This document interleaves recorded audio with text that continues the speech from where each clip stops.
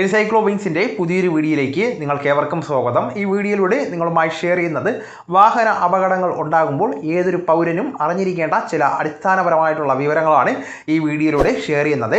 നമ്മുടെ വീഡിയോസ് ആദ്യമായി കാണുന്ന സുഹൃത്തുക്കളാണെങ്കിൽ ആദ്യമേ തന്നെ ചാനൽ ഒന്ന് സബ്സ്ക്രൈബ് ചെയ്യുക. അപ്പോൾ നമുക്ക് വിശദാംശങ്ങളിലേക്ക് അടക്കാം. വണ്ടിയുടെ ഇൻഷുറൻസ് ഓക്കെ ആണ് എങ്കിൽ ഒരു സെറ്റിൽമെൻറ്റിനും പോകേണ്ട ആവശ്യമില്ല. പരിക്കേറ്റ ആളെ ആശുപത്രിയിൽ എത്തിക്കേണ്ടത് നിങ്ങളുടെ കടമയാണ്. അതോടൊപ്പം തന്നെ പോലീസ് സ്റ്റേഷനിൽ ഫോൺ വിളിച്ചോ മറ്റോ അറിയിക്കാവുന്നതാണ്. നാട്ടുകാരും പരിക്കേറ്റ ആളും പരിചയക്കാരും ഉണ്ടെങ്കിൽ അവർ നിങ്ങളെ സമ്മർദ്ദത്തിലാക്കുവാൻ നോക്കുന്നതാണ്. ഒരു കാരണവശാലും പണം നൽകിയുള്ള ഒത്തുതീർപ്പിന് വഴങ്ങേണ്ടതില്ല. പരാതിയില്ല എന്ന് എഴുതി വാങ്ങിയാലും പരാതിക്കാരന് കേസിന് പോകുവാൻ സാധിക്കുന്നതാണ്. ഫ്രാക്ചർ ഉണ്ടായാൽ അയാളെ ഏതെങ്കിലും വക്കീൽ ക്യാൻവാസ് ചെയ്യുന്നതാണ്. ഫ്രാക്ചർ ഉണ്ടാകുമ്പോൾ ഗ്രീവിയസ് ഹർട്ടായി പരിഗണിക്കുന്നതാണ്. നഷ്ടപരിഹാര തുക കിട്ടുകയും ചെയ്യുന്നതാണ്.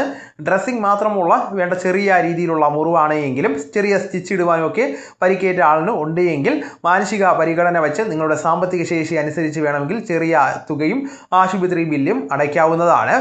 അതോടൊപ്പം തന്നെ അപകടം പറ്റിയ ആൾ കേസിന് പോയാൽ വക്കീൽ ഫീസ് കൊടുക്കേണ്ടതായിട്ട് വരുന്നതല്ല. ഇപ്പോഴത്തെ ഒരു നടപ്പ് രീതിയിൽ ക്രൈം സെറ്റിൽമെൻറ്റ് കിട്ടുന്ന തുകയുടെ ഒരു നിശ്ചിത ശതമാനം വക്കീൽ ഫീസായിട്ട് വാങ്ങുന്നതാണ്.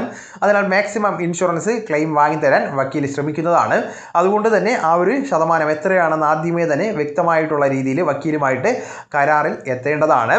നിങ്ങൾക്കെതിരെ വരുന്ന കേസ് റാഷ് നെഗ്ലിജൻറ്റ് ഡ്രൈവിങ്ങിനെതിരെയുള്ള ആയിരിക്കും. കോടതിയിൽ ഫൈൻ അടച്ച് കുറ്റം സമ്മതിക്കുന്നതോടുകൂടി ഡ്രൈവറുടെ കേസ് തീർന്നു. ബാക്കി ഇൻഷുറൻസ് കമ്പനി കേസ് നടത്തിക്കോളും. അതിനുവേണ്ടി വക്കീലിനെ കമ്പനി ഏർപ്പാടാക്കിക്കോളും. ഒരു വ്യക്തിയെ ഇടിച്ചതിന് ശേഷം പകരം ഒരു ഇലക്ട്രിക്കൽ പോസ്റ്റ് ട്രാൻസ്ഫോമറിൽ ഇടിച്ചെന്ന് കരുതുക.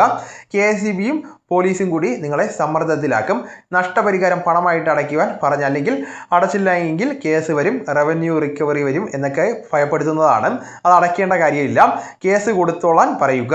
പൈസ കയ്യിൽ ഇല്ലെന്ന് അറിയിക്കേണ്ടതാണ്. അപ്പോൾ ഇത്തരം കാര്യങ്ങളെല്ലാം എല്ലാവരും ശ്രദ്ധിക്കാൻ ശ്രമിക്കേണ്ടതാണ്. നിങ്ങളുടെ സുഹൃത്തുക്കളിലേക്കും മറ്റു ഗ്രൂപ്പുകളിലേക്കും കൂടെ ഷെയർ ചെയ്യുക. നമുക്ക് തുടർന്നും വിജ്ഞാനപരമായിട്ടുള്ള മറ്റു വീഡിയോസും ആനുകാലിക വിവരങ്ങളുമായിട്ട് വീണ്ടും കാണാം. അതുവരെ ഗുഡ് ബൈ.